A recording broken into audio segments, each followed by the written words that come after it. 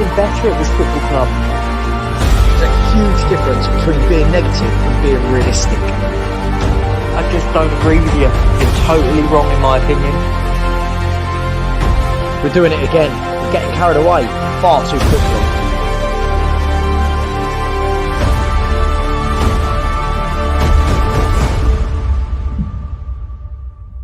And just like that, Danny Kyriakou made it in the nick of time. Welcome to the Spurs review. He's gone. See you later, Danny.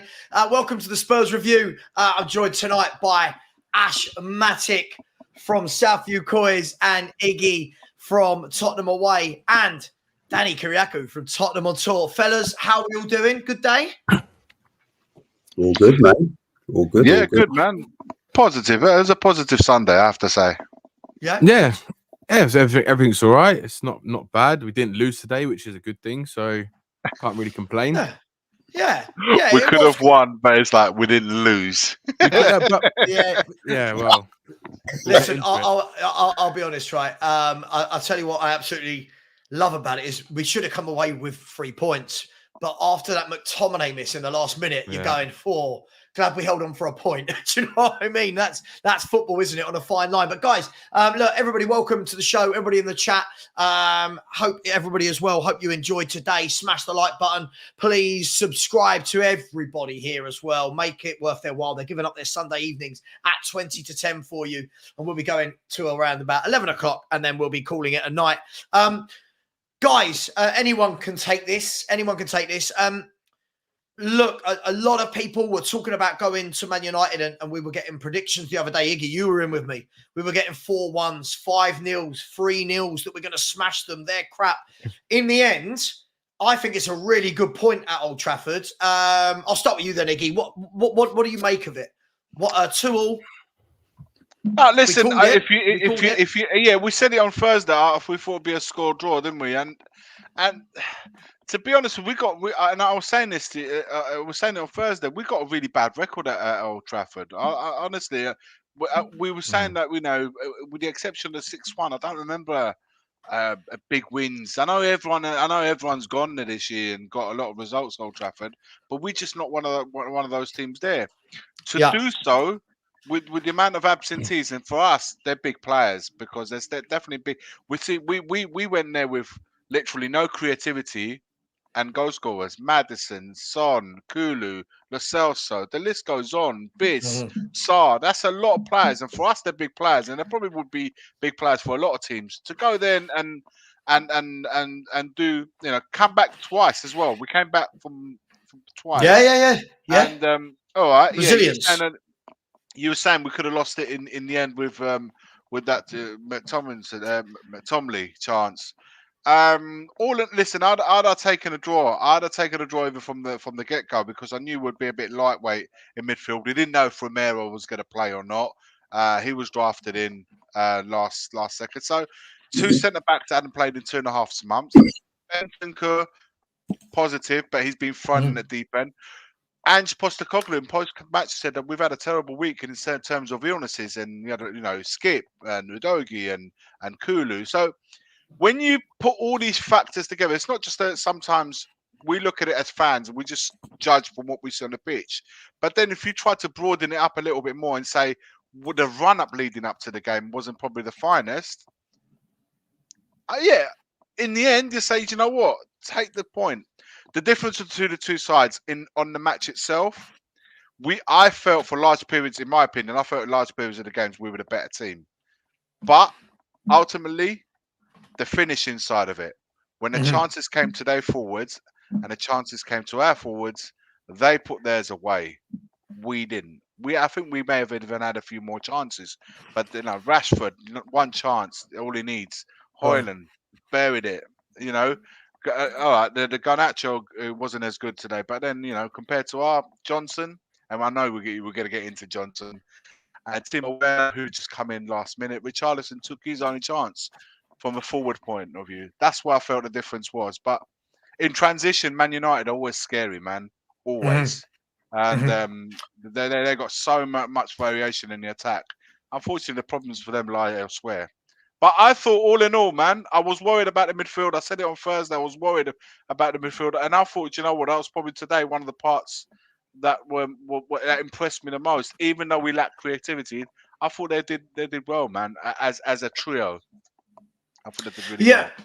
Absolutely. I mean, Ash, let me come over to you, mate. Look, sorry, the only reason I mentioned the McTominay chance was just to show how fine the lines are in football, right? I mean, I'm not saying we shouldn't have won that game, but what did you make of when we saw the lineup? I think it was surprising for me to see both Romero and Van der Ven start after such a long time out together. And then obviously no Kulu. So what did you think when you saw that lineup of two returning centre-halves, Højbjerg and Skip? What was your first thoughts when you saw that lineup? I thought that the introduction and the signing of Dragusin had a lot to do with Romero perking back up and saying, actually, my hamstring feels all right now. And so I think that was a massive plus for us in our squad. We need players that are going to push the other players and raise their performances. And I think that's exactly what happened today with Romero. Van der Ven got pushed back in. There was question marks whether or not he'll play the full 90, but he's young enough. He's young enough, and we didn't use him against Burnley. We didn't try him out, and Ben Davies is injured in that position. So for me, when I saw the back two, I wasn't too surprised. I did see the footage that was going around on Twitter as well. When you saw the actual bus come out to Manchester, they were getting into their hotel, and Romero was seen getting into the actual hotel itself. So I wasn't too shocked on that decision, being that Dragusin hasn't played in our team, hadn't had much training as well. He's coming from a back three. So coming into a new system, into a back four, might have been a bit different to kind of start him against Manchester in Old Trafford. I mean, it was different for Mickey Van der Ven. He started against Brentford, so not such a high-profile pressure cooker situation. So for me, like, if Romero says he's good and he's fine, he's the type of guy you want alongside Van der Ven, because at the end of the day, it's all about partnerships and familiarity in that particular position, especially in the centre back role, because you want that kind of core, super strong midfield wise. You know what? Because Ange was doing all these type of like last minute tricks, I thought there might be another, roll of a dice. I wasn't sure about the midfield, I'll be real. So when I saw obviously Højbjerg and Skip in there, I was like, all right, cool. Maybe he's going for a bit more pragmatism, because they know that in midfield that, we like to have a lot of the ball. They're going to try and make mistakes, count on our mistakes, trying to hit us on that when we go with our high line. So I thought maybe he's going for a security blanket in those two, and then maybe Bentancur will be slightly more advanced out of that. So that was my initial reaction when I first saw it. But I wasn't like ecstatic at it. I wasn't like, you know what I'm saying? What it is, right? Yeah, you know what I'm saying? Because Manchester United, you're like, they're being poor. But at the same time, we haven't been playing well for quite a while now. Like our performance, we've been getting the results, in my opinion. I think the results, like Burnley, we got the result there to progress into the next round of the FA Cup. Some people would argue that Bournemouth wasn't, positive, but we got the 3-1 there. And then Everton as well, we got the result there. We wasn't we didn't blow them away. So really going into it, we wasn't like ripping teams apart. We weren't firing all cylinders. And let's be honest, that front three hasn't really been clicking. Even when Son's been there, we still have like a clinical front three where we're just, any player could, any given chance could just rip a team open. And so when I weighed up those factors and I said, you know what, when you go to Manchester, sometimes they could just turn up. And Rashford, even though he's been playing poor all season, I just knew that he's got a trick in him and he could just turn up at any given moment. Garnacho, actually, I thought the balance of their front three lately, I thought Ten Hag had got it right, because Anthony was stinking up the joint, coming inside, not finding Højlund all the time. But I thought with Garnacho on that right and then Rashford on the left, with Højlund in the middle, I thought that kind of worked a little bit better. And they had players coming back, so I thought the overall morale. So that's what gave me that feeling like, United could do something here. I'm not too sure. Yeah. Well, look, Danny, they started fast, did United. They came out the traps really quickly, which is the most positive I've seen them, to be honest. But overall, I think we saw what their game plan was. And Danny, look, it's becoming a thing. And you know, I'm going to steal Sean's phrase here. We've got to take the bitter with the better. If you want to play this high line, if you want to play this style of play, people are going to keep playing that ball over the top. Yeah. And Man United did it time and time again in that first half. Teams they're clocking onto that, right? And most of the time, Danny, we'll get to all the positives in a minute, but most of the time, it is all coming down that right-hand side of Porro's. Not all his fault. I don't think he gets enough protection from Brennan Johnson. But do you think this is now going to be a theme with every team we play, that you're going to see their left side overloading on our right? Yeah, probably. I mean, I think that's probably our weakest spot defensively is Porro's side. But I think when Kulu is there, there's definitely that extra element of support. I think because Kulu tracks back a lot more. I'd expect more from Johnson, but we'll probably get onto Johnson later on in the show. But I mean, like today, he was, again, Porro, I think, was quite good offensively. He did he whipped in a brilliant ball for the corner for Richarlison's goal. That was a brilliant ball.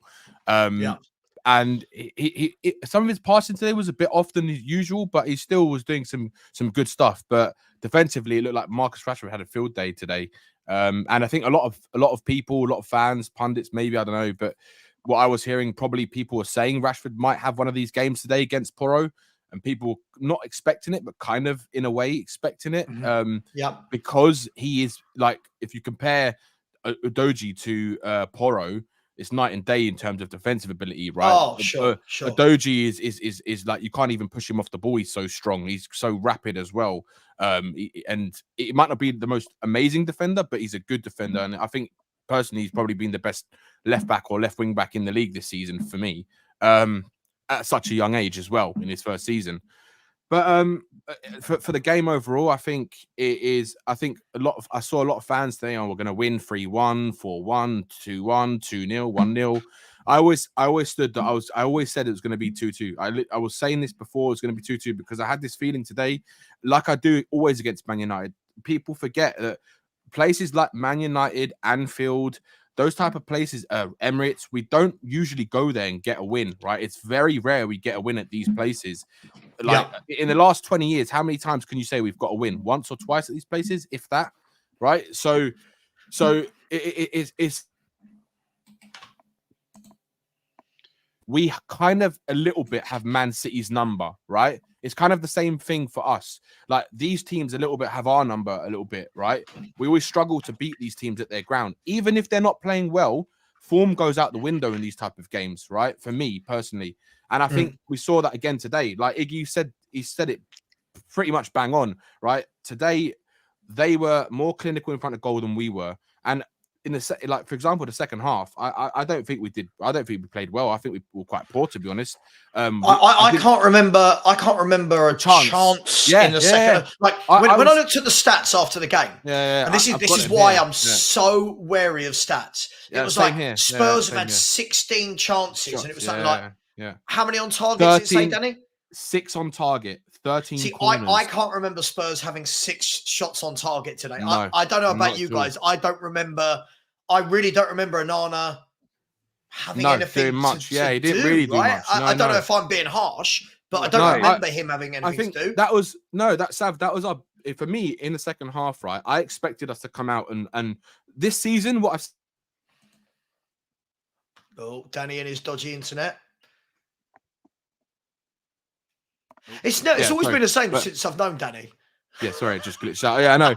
I don't know what's going on, but so in the second half, the performances seem to be better for us this season. But in that second half, I was quite disappointed because we didn't show we showed the resilience to come back and score another goal to equalize, right? But that was very quick off the mark. But after that second goal from Bentancur, that was it. There was like nothing the rest of the game. Like I felt that if anyone was going to score, it was going to be Man United. I didn't feel like we were going to score. And I was kind of on the edge because I was thinking, we don't deserve to lose this game, right? We might have not been great, but let's be honest, Man United were far worse than us. We weren't that great, but Man United were worse. They were terrible. That's one of the worst Man United performances I've seen in a long time. And I know, it's a shadow, isn't it? This is a shadow of the Man United of old. Now, look, they had injuries and suspensions as well. They did, but this is the team. I think what we saw, and I don't know what you guys think. I think what we saw there is we saw a team that are hanging in there in games versus a team that are well drilled, well coached, and you know what their ethos and philosophy is. Yeah. By the way, spoiler alert: we're the second team. we're the well drilled, well coached ethos team. Guys, we went in there with really a depleted team, man. Like we went with a depleted team with 2 centre backs. We were just getting back at the same time. Yep. We're a winger's just literally had 2-3 training sessions, got thrown at the deep end on the left wing. A right winger that's clearly off form and it's just low a bit. It looks a bit low on confidence. So who got guys, with the exception of the goalkeeper and the fullbacks and maybe Richarlison, who's gone there with a little bit of form? A little bit of form. Yeah. No, hang on. I agree. I was complimenting Spurs. Skip. I was complimenting Spurs. I'm saying like I don't know how many teams go over there. I know you wasn't having. I'm not. Yeah. How many teams with that very scenario, with the amount of players they're missing, and new players been in a few sessions in the wing, right winger of form, the 2 fullbacks, the goalkeeper and Richarlison a bit of form. Højbjerg and Skip, who's just been thrown in, and Bentancur, who's come back from an ACL. That's a lot of factors, man, to put that all together and say, go and get a win in a ground that even with our best players. For us to go to City, for us to go to the Etihad, for us to go to Old Trafford, we need to have a level of form and our best players available. Yeah, we go in there with Maddison. Today we go with Maddison and Son. If Maddison and Son were there, we're destroying them. We're burying them. We're burying them.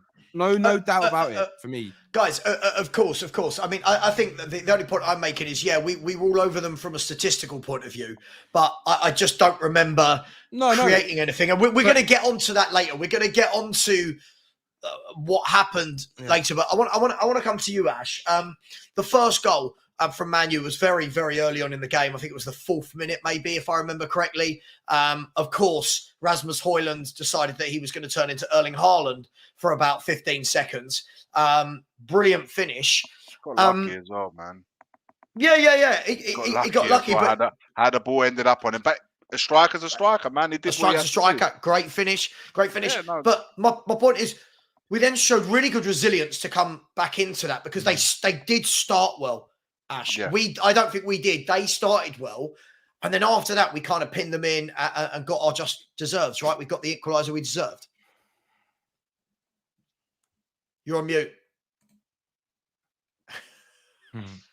Whoops. Sorry, guys. Yes. So no, basically, I just thought when they scored, it kind of woke us up. That makes sense. And it's really good to see the mentality of the boys, because before we would have been rattled by that. We just looked super unfazed. From then on, we kind of kicked on, and from there it looked like they were winning against the run of play, if that makes sense. The way we played, especially like I felt Richarlison was doing really well defensively. He was coming back, winning those balls high back, and then keeping us high up the pitch by winning that possession high up the pitch. And I thought that was excellent play. And also, I felt the midfield kind of rotated quite well. I just thought like, I wasn't sure. I was like, wait, is Bentancur 6? No, wait. Højbjerg's a 6. Oh, no, wait. Porro's in that 6. Like, and even your doggy sometimes was kind of in that midfield role, like as he does. Normally he's high up, but the way I saw him drop in between the centre backs at times, and Romero will push high up. I thought Romero pushing high up, putting quality balls through. I think that was the difference between like Emerson Royale's, because Emerson Royale, everyone was like, but he didn't play bad. But I mean, on the ball, offensively, Romero, for me, the quality of passing, he was the one that set that second goal up, like for me, like the way he passed through the lines, like he's the one that kind of started that catalyst. But yeah, I just thought we were just controlling the game so much better. And I like to go to Old Trafford and have that much amount of possession Like, But that's not new. 64%. Hang on. But Ash, let's be brutally honest, right? We've seen Bournemouth go and do that to Man United. We've seen Brighton go and do that to Man United. This isn't. You know, listen, I'm not knocking it, but I don't feel we should be impressed by having a lot of possession. I disagree. Well, but that's factual. All these teams are going there having loads of possession and battering them 3-0. Is it factual? I know Bournemouth got the result. Okay. If Bournemouth didn't have the possession, they battered them. Hold on. My point is, normally we play bad and we get the result. That's what's been happening. But to go to Old Trafford with so much vim, this is my point. Get the point, which I think is a good result. To get a point at Old Trafford, I think, but then to have the performance to match that. Normally, it's like we were like winning games and we weren't playing too well. Now, Bournemouth, I don't think Bournemouth or the Villas or whatever games, they're playing like low block, counter-attacking football and they're hitting on the counter and then they're getting a result, if that makes sense. Man United still had a lot of the ball. They did against Bournemouth. Bournemouth didn't dominate. And Brighton? What about Brighton? Didn't dominate them. Brighton, I don't remember, but I don't remember. I just feel that we're going a bit over the top about how well we played for a team that didn't create any chances. I feel like we're going. Listen, we went and listen. It was a plugged team, but you could also argue that they had a plugged team as well. This is a Man United team. I'm not disregarding that. I think the front three, like I said at the start of the show, there's problems. We haven't clicked all season really in that front three. So if we want to be really serious, then we need killers up top. Son's the only one that's been really clinical. To be fair with Rich, he's in a good vein of form, and he's like 7 goals this season. I think he's got 3 or 4 assists, so that's like 11 goal contributions. So he's doing his job. So we can't really go at Rich. But in terms of those wide areas, in terms of inside forwards, I understand what you're saying, because when you've got that amount of possession, you expect a higher output in terms of goals and, you know what I'm saying, the way we look. But for me, it was like Man United defended quite well, in my opinion, especially in midfield. There was times we were taking risks, trying to play forward passes, and they were cutting it out just at the last or the vital moment. That was what I saw. I could be wrong. Do you know what I mean? I agree with you. I thought the 2 fullbacks for Man United today, I thought were exceptional. I think they put in a lot of tackles. I just remember Dallo making a lot. Dallo was good today. Yeah, he was good. And even one they swapped sides, didn't they? They swapped sides at half time. Yeah. This is my point. This is the point I was trying to make. So I do understand what you're saying in terms of like output. We should be peppering them with their goal and shots. And no, hang on. I never said that. Whoa. No. I didn't say that. It's not a bit too extreme, but you said you can't remember Onana being tested, and I agree with that. Yeah, but I didn't say we should pepper them. I just feel like that's too extreme. I apologize. Let me read. All right, hang on. Yeah, but did Bacaro have a lot to do? Either, but what my point was, performance-wise, I had a good feeling about this. I came away thinking. I agree. I just don't agree to the point. I feel like we're going a little bit overboard about how good I thought we were very the last 20-25 minutes. I think we looked really tired and sloppy, as did they, by the way, as did they. And in the second half, I was watching it thinking, this is 2 very poor midfields playing against each other. No one could put their foot on the ball. But look, I think it was a good performance. Look, otherwise, if I think it was a good performance, I wouldn't have predicted 2-2. Right? Yeah. I wouldn't have predicted 2-2. I thought it was a really good performance. But I want to talk about some different players on the pitch. I want to start with a positive. Romero and Van der Ven back. I think you could see both of them looked leggy. I think like that was bound to happen, right? Haven't played for months. I think, Van der Ven dilly-dallied on the ball a little bit. Romero for the second goal, just sort of kind of, if you watch it back, he's kind of like just watching the shot take place without really getting in. Putting it down to fatigue. It's the hands behind the back thing that messes it all up for me. No, I agree with you, but no fluidity in his block. But all in all, good to see that back 4 back out there, right? It's good to see that is back and ready, right? It's massive.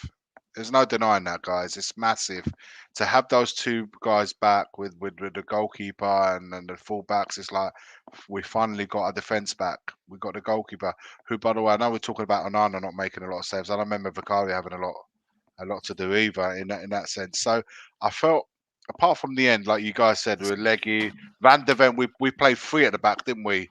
And we put Dragusin on to play 3 at the back because we knew those balls were going to come in.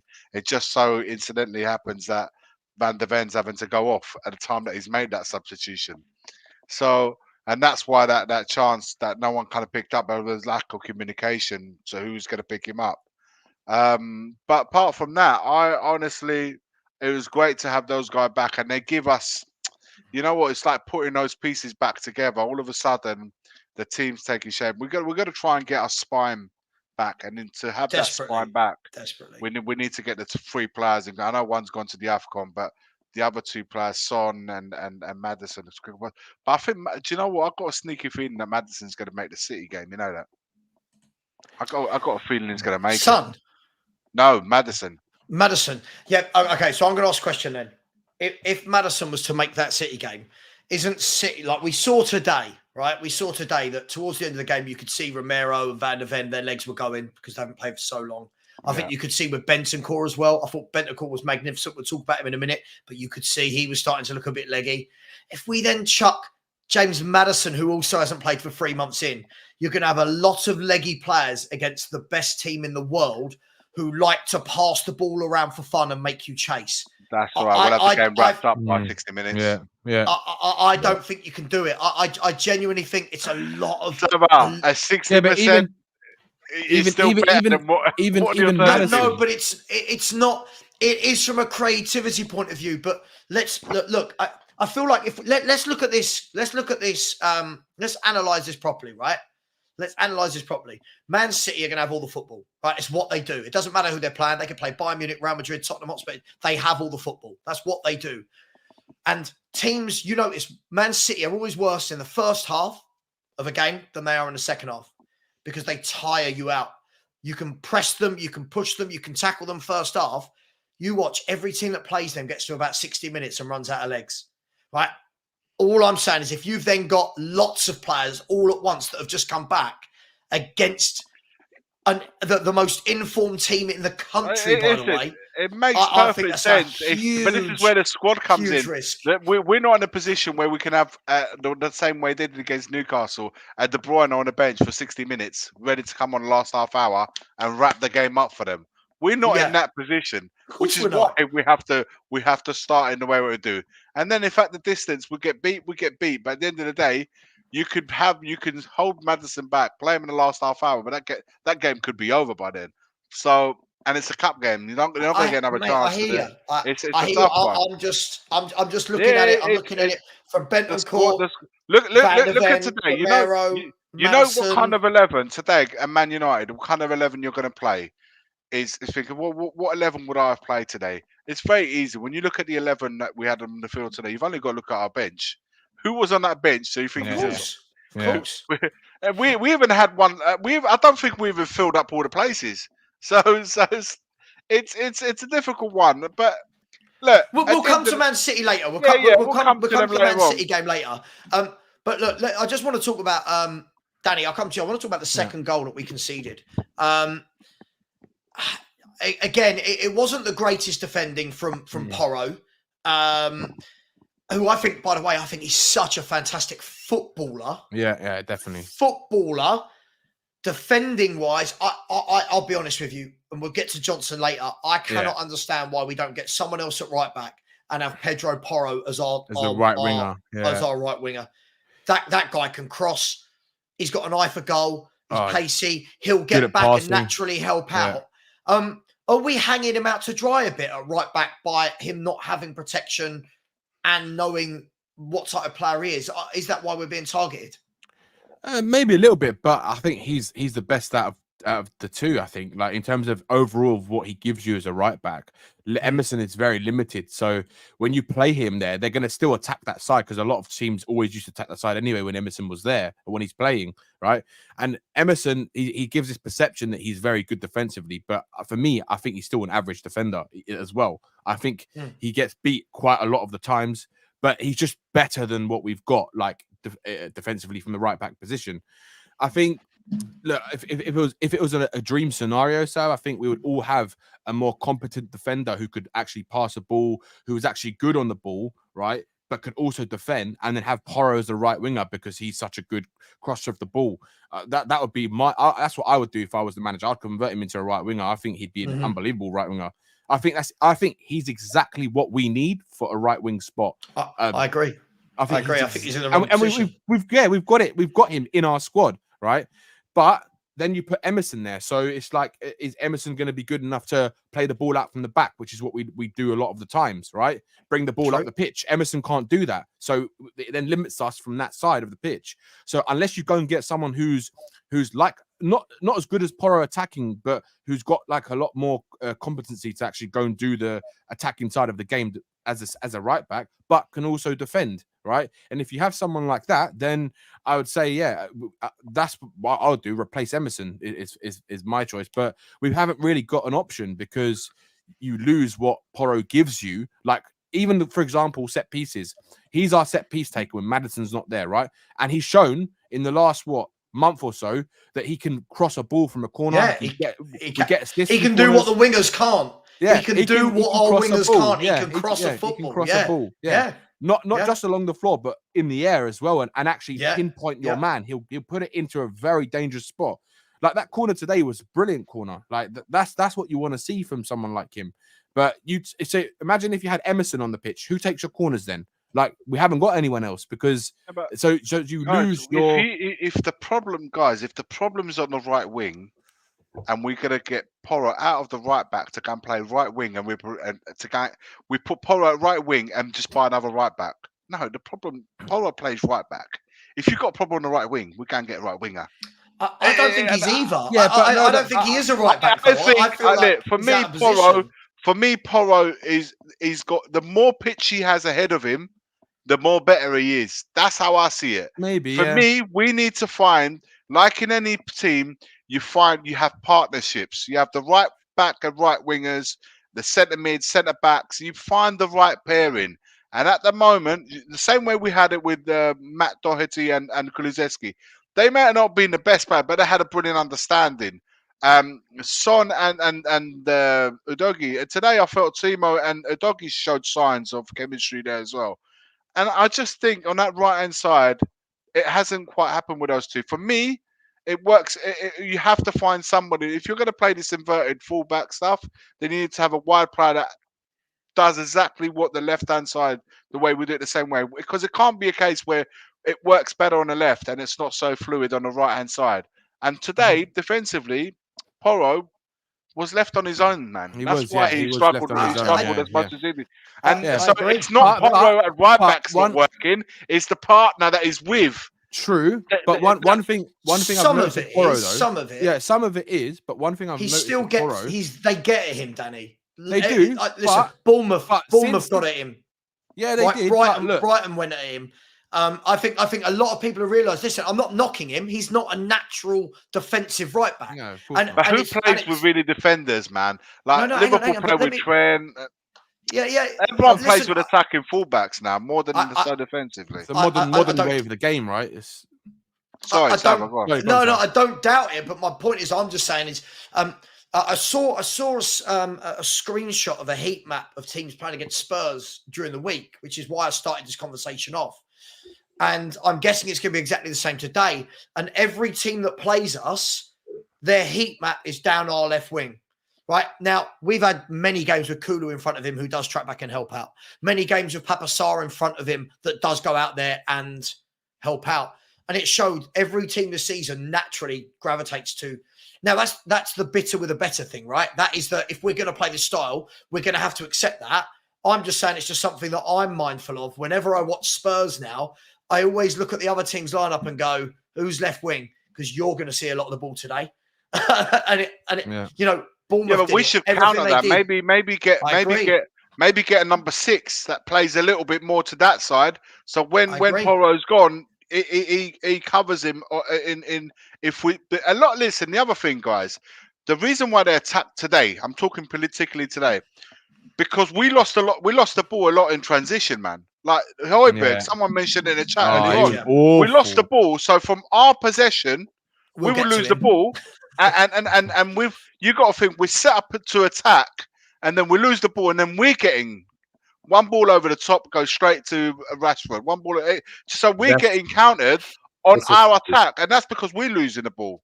That's basically how we play, though. That we take. Ash, I agree. So then, where's the problem? Is the problem that because is the problem the ball going over? Yeah, but is the problem the ball going over the top of our fullback, or is the problem that we lost it in the midfield? But to be fair, like, you know, you've already mentioned it, and you've mentioned it as well, Savva. You've both mentioned it. I think what the manager wanted to do, he wanted to experiment a little bit to see how that back three would look. Because if you had a Romero in the back three and you played him central and you had Dragusin playing as the right-sided centre-back, or vice versa, because I think Romero could play the right-sided centre-back as well, with Mickey van der Ven on the left-sided centre-back. It opens up that choice, That kind of allows Porro to do what he needs to do, because then that protection's there. Equally, as Savva said before, when you've got Sarr back, Sarr has got the legs to cover that ground. So when we do lose that ball, he becomes the second EM. He becomes the number 6 as well with it. And that's the reason why. And like, look, Ange weighs it up in his head. He's like, all right, cool. We're going to lose some of this, but I think my attack, the way we play, will end up winning the game. So it's like a trade-off. And I think that's literally. By the way, it's just a talking point, right? It's just a talk. I see people losing their mind in the chat. It's just a talking point. Otherwise, we'd have nothing to analyze. The thing is, I don't mind people. I don't mind people losing their minds, or they're disagreeing, or they're totally disagree with it. But come out with a counter argument. Don't just say I disagree with it. Tell us why you're disagreeing with it, so we can then read what you're saying and say, you know what, there's a valid point right there. So try to disagree, but then say why you're disagreeing. It helps us to understand why you're disagreeing. Context helps. Yeah. Well, look, let me go then. Look, we went in 2-1 down at half time, and Romero hit the bar right at half time. Romero hit the bar right at half time. Let's be brutally honest, guys. That's got to go in. I mean, it's a header from about 4 yards out. Him and McTominay both guilty of that today. And then 50 seconds into the second half, 50 seconds, some lovely footwork by Rodrigo Bentancur. Keeper had no chance. Like I when I saw the shot, it was Onana hadn't even seen it when he was looking ready to go past him. Quite a brilliant goal and a brilliant performance today. I thought his legs went the last 15-20, which is understandable. He's been out for a year, but I thought Bentancur just there. Every other midfielder we've got is down here. But do you know what? Sav, just one thing before you say about Bentancur. What Ash was talking about today, what I saw today, that game was crying out for someone like Sarr. If we had Sarr instead of skipping that midfield, I think it could have been maybe a lot different the way the midfield battle went, because we just.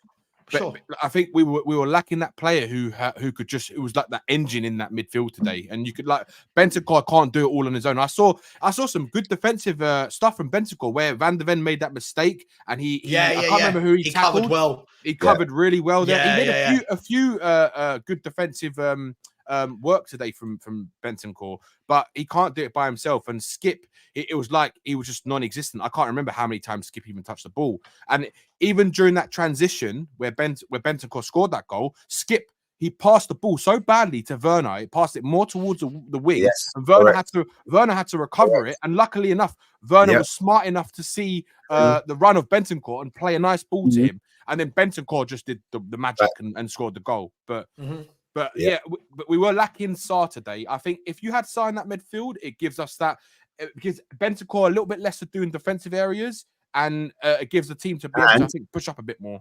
Just to add to that, also with Sarr, is not only that he does incisive passing early, does it quick, but he's able to dribble in tight spaces. Yeah. But when he gets on the ball, he's very brave. When you've got a player that's brave, that likes to carry the ball, that helps to break down that kind of defensive line, that midfield, that teams like to play against us. So he would have been able to break that press, maybe drag one or two players alongside with him as well. And then, before you know it, like one of our strikers, they're free and they got an open goal to score, or 1v1 to score. So I agree with Danny. Even that defensive work you were saying before, you need your Saar. That's the reason why he's box to box. And I think that's the reason why we're looking for another midfielder. Do you know, I agree. But do you know what the thing as well? I noticed the most about that midfield today and about the way the whole team was. The problem for me was that the problem for me was that we moved the ball far too slowly. Like my partner, she came in for the last 15 minutes and was watching the game, and she goes, "Why are Tottenham so slow?" Like, and you could, and that was for me that summed up the way we were playing today. Gary Neville said it. Gary Neville said it in the second half. He said, what did he say?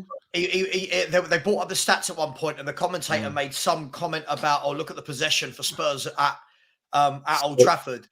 And Gary Neville turned around and said, they've done well, but he went, how many of these passes have been sideways, backwards amongst the back four? So slow. And that's fine. That's fine because we're at Old Trafford. But this is what I'm saying, guys, because remember, I don't know, it was the other week or the week before, I was saying sometimes, when you slow it down, you try to put your foot on the ball, it can go backwards and sideways sometimes. I get like why teams slow it down because you're trying to find an opening. But that's the reason why we play this kind of high risk forward passing really quick. And then we might lose it because of that. And then teams get to counter on us. And it looks like our players are making bad mistakes. But I really think it's an instruction, if that makes sense. So I do see both sides. Like one time you're trying to control the game because you're trying to find an opening. You're trying to, you're not trying to concede that possession because it's tiring. Keep going back and forth, up and down, up and down. So sometimes you just want to keep hold of it, give everyone a bit of oomph, a bit more confidence on the ball and a bit more rhythm.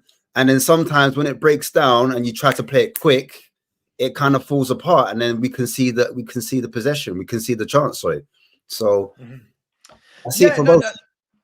Listen, absolutely. I think it's different when you've got all your players fit, right? When you've got your better players that are holding onto the ball, I think you can slow it down a bit without having to play across your back line. But guys, just before we talk about the elephant in the room, and I'm not talking about me, there are 528 people in here and only 127 likes. I mean, I feel like we always have to play this game every single time we're streaming. Smash those likes. There are some YouTubers, not Spurs ones, there are some YouTubers who won't start the stream until they've got 200 likes. So please smash the like. Please smash the like button. Subscribe to South Coys, subscribe to Tottenham Away, and subscribe to Tottenham on Tour. If somebody will be kind enough to put their links in the chat, that would be amazing. And subscribe to me. I'm 14 away from 12.8K. So please do smash that button. Guys, we've got to. You know what I'm about to say. We've got to talk about this guy. Yeah. Lots of people are saying it's like we played with 10 men today. Brennan Johnson, I know people are telling me he's young. People are telling me that he'll get there. This guy just looks to me like a right-sided winger version of whatever Ryan Sessegnon is. He's just the worst Aaron Lennon. He's the worst Aaron Lennon. I don't know what he does, guys. Everything broke down on him today. He cannot cross a football when he's got time to think about it. He cannot cross a football. I don't know. I don't know what he does. You guys tell me. What Brennan Johnson? Are we being harsh on him as a fan base, or is this just not a good enough for what we need? Look, I'm gonna start this right because people always come at me about Brennan Johnson from the moment, but even before he came to Spurs, right? He was playing in a Nottingham Forest team that's just come up, right? And he was doing quite well, right? He was doing well. For Nottingham Forest, he did well, right? For me, Nottingham Forest is his level. That is his level. I don't think he can stand the pressures of trying to play at a bigger club and be a key player for a bigger club. I just don't. I think that jump is far too much for him right this minute. Maybe he could look. Maybe he can turn out to be a decent player for us. But the reason why I say he is an average player, and I think he will always be an average player, is because when you see young players, right? And what he's 22 going on 23 or something, right? I think he's 20. Is he good or is he 23? I don't know how old he is, but 22, yeah. 22, He's 23 yeah. next month. Yeah, he's 20. He's Okay, 20. so He's 23 in February. He's 23, right? Yeah. At 20, at say at the age of 20, 21, when you look at young players, right? There's always something you see in a young player, and you're like, oof, do you know what? That kid's got some talent, right? Like Cole Palmer. Like Cole Palmer at Chelsea. Like Eze, like Elise at Crystal Palace. Yeah. Elise is now, he is a top young talent, right? Elise is my dream player who I would love on the right wing for Spurs. I think he'd be sensational for Spurs. Someone like him or Nico Williams, another top young player, right? But when you look at Johnson, right, for me, all I see is no football intelligence, no football IQ. I do not see the football IQ. I've seen him in the stadium live now a few times this season, right? And every time I've seen him in the stadium, the only time I thought he was okay, right, where I thought, do you know what, there's something there, there's a little bit of something there, right, was against Chelsea in that first 20 minutes where we were just all over them, right? I saw something there. I thought, do you know what, he could be something there, right? But apart from that little stint, right, I haven't seen anything that makes me think about this player, right? He's got something and he's got potential to grow, right? People use this word potential, because what it is they want to believe that he's got that potential, right? But I have not seen, because he's a Tottenham player, we paid a lot of money for him. They want him to do well, and I want him to do well. I'd love him to do well, right? I want him to prove me wrong. I want him to succeed at Spurs, right? I want every player to succeed at Spurs. But sometimes you've got to look at it, right? Holistically, you got to look at and analyze him as a whole, right? And what I see with Brennan Johnson, I don't see anything in his game that makes me feel that he's got the potential to be a really good young player or to be at the level where we need as a right winger, right? That's for me. I personally feel right now Kulusevski is our best right winger we've got at this moment in time. And the problem with Kulu is that he's got the football intelligence. He just lacks the consistency, right? He's a very inconsistent player. And the difference, but like with Johnson, I just see him just give average performances every time. Like there might be every 5 games he might put in a cross, right? And then he gets an assist. Right, and everyone's like, "Oh my god!" But look how many goal. So do you mean comments like this? He's just young and finding his way. Yeah, it's just like like he's so. Can I just say right? he is the same age or younger than the following footballers I'm about to mention. He is the same age or younger than Cole Palmer, who looks absolutely brilliant. Right, yeah, he's the same age or younger as Kudos at West Ham. Oh, he's the same age or younger. He's younger. He's older than Michael Elise, right? He's the same age, if I'm not wrong, by a few months of Anthony Gordon. Yeah. And I make you right, Danny. Guys, I'd love to. I think Danny's right. Sometimes, you could say players are young, but you see something in them where you go, oh my God, like Bale. When Bale first came, we'd seen him at Southampton. Yeah, everyone saw his power. Everyone saw his free kicks. Even Bale, when he first came to Spurs, you saw there's something there in him. Yeah, right? you see ability. That's what I'm saying, Danny. You saw his pace, you saw his power, you saw his skill, you saw his ability, and you knew it was time till it clicked. Danny, me and you did a show the day Brennan Johnson signed, and I think we both sat there and went, "This for me is a really unambitious, bad signing." Yeah. Iggy, Ash, I think will probably be a little bit nicer than we are. I've just got a feeling. Can I just say one more thing, Sav? Go for it. For me, I feel Johnson was not signed to be a key player in this squad. I think he was signed as a rotational type player. But the reason why we paid, because of the homegrown quota, when we get into Europe, he's going to be necessary to be in that squad. And maybe at the time they thought, look, he's young, we can get him. They like some of the characteristics. Andrews talked about he likes a certain mentality or a certain character of a player more than say maybe the ability sometimes. And maybe he sees a lot of things that he likes in Johnson, and I can probably see that as well, right? But in terms of his ability, I just don't think that I'm gonna ever see what I'd like to see with him. As much as I want to see it, I just don't think I'm ever gonna see it. And that's the thing with it. Like for me, if I saw Elise, I think he's someone that every single Spurs fan will look at him and be like, "Nah, that's a young player that you want in your team. That's a player. Like he's got bags." And let me go to the boys above. Yeah. This is how I've always categorized it, guys. It's levels of ambition. if people can tell me to be patient and he's only young, but it's levels. If you are going and spending 50 million as a club like Tottenham Hotspur, do we not as fans have the right to want better than a Brennan Johnson? Is it so bad that we want a better footballer than Brennan Johnson? Ash, go on, man. Yeah, you go and I'll go after you. Cool. Yeah, I don't think it's wrong, because it all comes down to you as a fan, your expectation of the season, how patient you're gonna, have for certain players in certain positions. I think with Johnson, so far under Spurs, he just seems a little bit timid, in my opinion, a little bit like within himself for some reason. Passive. I feel like he's playing within himself. Does that make sense? Yeah. Like, I feel like there's another gear that could kick in, but for whatever reason. Do you really? No, I do. I honestly do. Think there's another gear?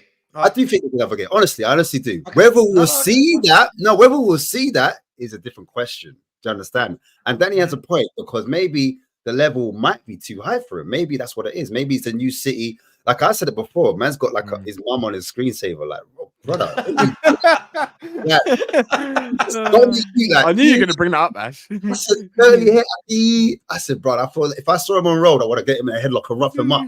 But I just want him to man up. You know what I'm trying to say? But yeah, you see it in his game though, Ash. For me, that's what I'm saying. But for me, I think like in terms of explosiveness, he's not demonstrating that. No. But I know he can. I know if he's 1v1 and he sorts his touch out, because I think his first touch isn't bad. It's his second or third touch that it comes off his shin, then it goes off. Do you know what I mean? That messes up his momentum in terms of running. But actually, if he sorted that side of his game out, he could burst past, man, like no tomorrow, literally. And what I do like about him is that he does like to go on the outside, whereas Kulu always goes on the inside. And so for me, if the striker has a bit more intelligence, like Richarlison's always trying to run to that byline, not right byline, trying to get to the goal line, sorry. So that's why Johnson's always trying to fire those balls across the box. Sometimes he does it high, sometimes he does it low. I would love it if someone else kind of, peeled off, hang by the penalty spot, so he could do those nice little cutbacks that Ange likes. You know, when you watch City, they do the nice cutbacks. Why haven't I Johnson? That's what I want to see. But then I look at the players around him; they need to be like peeling off and doing some of that as well. But we've got Solomon. Can I ask you, Ash? Go on. Let me ask you. I mean, we're saying the players peeling off. I feel like with Brennan Johnson, people talk about age as though every player just gets better. We know that's not true. There have been many players who were brilliant, 18, 19, 20, never went on and done anything. We just assume they're all going to turn into world beaters, right? Which is very frustrating. I don't think he's got, one, the IQ, and two, the two key things for me that I think top players have that he doesn't is composure and finesse. Yes. It's in those areas, in the first half, he burst past Wan-Bissaka. One time he burst past him, and you're thinking, just whip that in low. And it was, and then every other cross in the second half hit the first man. I don't feel like he's quite got that finesse with the ball. And the problem is, for me, Ash, I agree. the problem is, I don't think people have taken enough of looking at how did he play for Nottingham Forest, who were a counter-attacking team that utilised his pace. He's now in a team where we have most of the ball every game. Is the thing, Sam. And you're saying, right, you've now got the ball, not running from a deep position. Yeah. You've got the ball in the last third. Do something. And there's a huge difference between players like that and players like a Foden or a Grealish who relish in those one-on-one moments. He is so far below these other English players. I cannot believe we've spent 50 million of our budget on him. As you said, do you know what, Sav? Sorry. Do you know what, Sav, right? With Johnson, you just mentioned about how Nottingham Forest were a counter-attacking team, right? Even if you look at his highlight reels when he was at Nottingham Forest, a lot of the times, right, when he was running, right, it was when he had a lot of space to run into. That's where Johnson's the most effective, right? Exactly. When you're on a counter and he's got space, right? But when he's 1v1, he's not very good. And from what I've seen, he very rarely beats his man like on a 1v1. Like, people talk about he's got this raw pace, but for me, I don't see it. I'll tell you who had raw pace. Aaron Lennon had raw pace. Aaron Lennon could stand up against his man and beat his man one-on-one, right? He was just poorer in the final third. Like, his finishing and his crossing. It's a similar level, but I'd say Aaron Lennon and him, maybe Brennan Johnson might be a little bit better, but in terms of Better than Aaron Lennon. Don't know. Right now, no. I think Aaron Lennon. Not in a million years. Aaron Lennon all day. I would have all day, Aaron every Lennon day. Right now more. Yes, I'd have Aaron Lennon, even though he's probably just retired. Like, do you know? Because with Aaron Lennon, at least he was very good at dribbling as well. That's one thing Aaron Lennon had. He was a good dribbler, right? He could dance past players like no tomorrow. But Johnson doesn't have that ability to dribble. That's the thing I want to see in my winger. I want to see someone who can dribble past a player. Like when you watch Foden, Grealish, when you watch Elise, when you watch Eze, they make it look effortless Anthony Gordon this season, Palmer. yeah. They make it look effortless when they go past players. Like I was watching the Chelsea game the other day, and Cole Palmer looked really good. Like I didn't think that he was as good as what I've seen. But yeah, when I saw the game, I was like, do you know what? He actually is a talented player, man. He's a very talented player. He knows it as well. That's the weak. You know when you know you're good. Yeah. All the time. You could just see. Like, bro, who's that player? You didn't even need to see the number on the shirt. Who's that player? He's just dipping his shoulder away. Ash, did you hear what he said? Like, Have you guys heard what Cole Palmer said at the beginning of the season? Go on. No, go on, Danny. I think you're going to say it. No, I can't remember. I can't remember what it said. Cole Palmer's turned around and said that he wants to win the Ballon d'Or at some stage in his career. Now, listen. I'm not saying for 1 second Cole Palmer's going to win the Ballon d'Or, but he's made a move from the best club in the world. How many players who are at Man City would go, yeah, I'm going to leave Man City, right? He's left Man City to go to Chelsea. He's now already one of their main men. Yeah. He's scoring goals. He's assisting. Yeah. And he's telling people, I will win the Ballon d'Or one day. We've got a timid version. I'll bring you in here, Reggie. We've got a timid version of a guy who is the same age as all these players we mentioned and nowhere near as good as any of them. For me, I don't think he's half the player of any of them. And me. It's a difficult one, guys, in the sense of you guys are right. From what we've seen so far, the critics are justifiable. What you guys have said, it's all justifiable. For me, I'm seeing somebody, my perception of when I see him is somebody that's a little bit overwhelmed in where he is at the moment compared to where he came from. He's a bit overwhelmed, low in confidence. I think the confidence factor has come into it. I don't think he's playing with his sheer confidence, and I think Ash hit it on the money when he said about this character. Some players, like you said, Palmer, he knows it, and this guy is not. He's got it. Some people they have it and they know they have it. Maddison, he knows he has it. He plays with swagger, it's arrogance. Yeah. Character-wise, I don't think that's Brennan Johnson. He doesn't have that swagger, arrogance to say, yeah. Even if you know some players don't have it and they still have the arrogance. I'm like, how do you back that? But you know, can we stop doing this though, Iggy? We've got to stop doing this. Listen, I hear this every time someone talks about a striker. They compare him to Harry Kane. And no. I think every player what has Brennan Johnson got to do? Isolation. But what's Brennan Johnson got to do with Gareth Bale? Like, I don't understand. If you remember Redknapp, there were days. I can't remember who it was that wanted them, and Redknapp said no. Yeah, stay it was in. Birmingham, right? Yeah, they were going to go in, and everyone was like, "Let him go, just let him leave. He's rubbish." I didn't want him to leave. I never wanted him to leave. That. And Redknapp put his foot down and said, "He ain't going anywhere." So do you know what happened, Iggy, with Bale? No, sorry. Do you know what happened? The thing with Bale, right, is what everyone wants Brian Hill to do. What happened with Bale was, right, it was that every story is different. Man. Yeah, but Bale showed, right, in his time at Spurs before he exploded that season under AVB or under Redknapp, right? What he did was you could see in moments where he had ability, like he scored good goals, he scored free kicks for us. One against Chelsea, he had some runs where he just burst past players and whipping a brilliant ball. But you could see there was something there. You could see he was a talent. Why Bale exploded was when he got the physical attributes to match his ability, then he exploded, right? He went away that summer, right? I can't remember what year it was, but when he came back, Do you remember? He was like stocked. He was bulky. He was Yeah. big. He But looked listen, like he put on a lot of mass, I and then genuinely he just went that, and then Bale was just Bale. I genuinely think Postecoglou wants to work with him. I don't know. Listen, I don't know. I don't know if this guy is going to cut it. It hasn't. You guys are right to say he hasn't shown anything to make us believe that he can cut it. I certainly haven't Nottingham seen Forest, it either. Iggy. I get it. I just think the character wise needs working on. I don't think he has enough. His work rate Yeah. There's a listen. Rubbish. I think there's work one-on-one work that I think Ange wants to do with him. I don't know if Ange is going to get the best out of him, and we don't know if he's even going to. I just think that right this moment, right now, it's going to be more negative than positive towards him. And I think he's not delivering either. And I understand the critics that he's getting. I just think that Postecoglou he doesn't see him now. I think he's seeing him further down the line. And look, I'm not saying it's the right thing to do. We spent money on him, and we want to see some return on that. But can I just say, when people are saying, if we have all the players available, I don't think he'll be playing as regularly as he is, though. Well, but that's a worry then, isn't it? If you're buying a £50 million player with some of the money you got from Harry Kane. Listen, it's justifiable. Justifiable.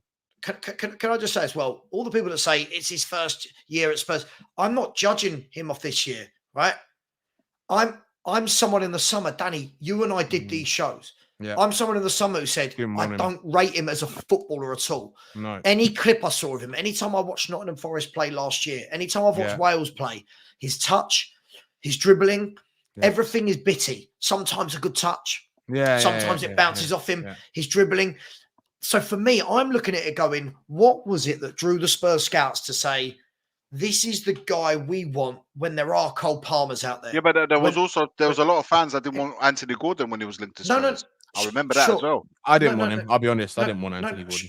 Sure. Hang on. But my point is, with Anthony Gordon, most fans I saw were saying it was about attitude, right? You could see when he played, you could see he had it. He had something. Yeah, he had something, and he was immature, right? I've never watched Brennan Johnson. This is only me personally. I don't speak for the fan base. I don't speak for everyone. I've never watched Brennan Johnson and gone, oh, you know what? That's going to be a top player in the future. I've always watched him and said, this guy looks like every other average winger I've seen that is quick, but take that pace away from him. What's he doing for you? Now, he'll grab some assists. I'm not saying he won't. He'll grab a few goals. I'm not saying he won't. But for me, I'm asking a question. When people are telling me that I'm not optimistic enough and I'm too negative, I want better at Tottenham Hotspur. Yeah. That's positive. Agreed. That's not negative. We need better forwards. We need players that are ready to hit the ground running now. Unfortunately, I think Johnson, I don't think we're going to... honestly, this is where I am with it. I don't think we're going to see the Johnson that perhaps Postecoglou wants till next season. I don't think he's there. I think there's a lot of work that needs to be done. I don't know, though, if we're going to get that player, because I think character-wise, he's not there. He's far too timid in the shell. And passive. I think Ash mentioned it. I don't think it's passive. I just think he needs a lot of work. He needs work on. Individual work on. But have you seen enough of him? Have you seen enough of him? No, absolutely. This is not enough. No, I'm not talking about what he's doing for Spurs, Iggy. Has anybody seen enough of him in his career, ever have that game and you've gone, yeah, like if you took the highlight reel, very difficult. If you took the highlight reel for Cole Palmer the other day against Fulham, right? You could see enough in there. You go, this is a player, right? And this is what scouts used to do back in the day. You'd see a player and go, I've seen 3 or 4 things. I've seen enough. This boy can play. If we've got the right attitude on him, he can play, right? Yeah.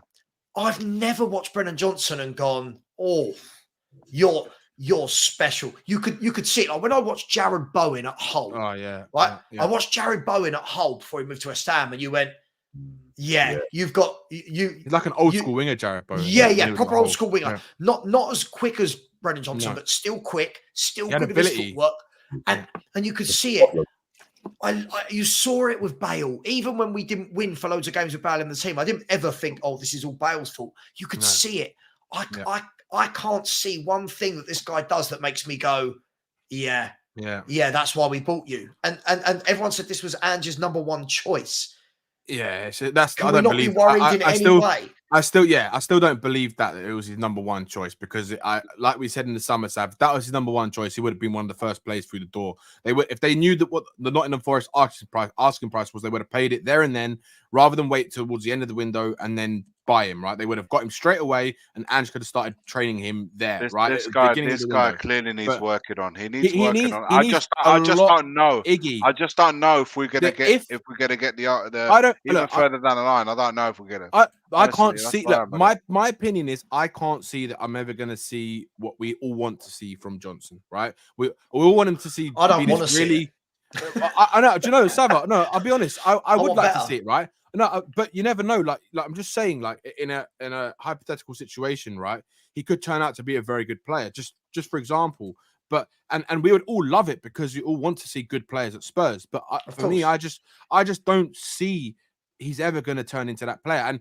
And even if he gets the confidence, I just don't see it in his ability still that he's got that ability to be that player for us. Like for me, like when you watch like someone like Nico Williams, right? And Savva, you like Nico Williams as well. He's a proper winger. Like he is quality. Like, do you know what? Like, if you look at someone like who Man City bought in the summer for a similar price, right? Doku, right?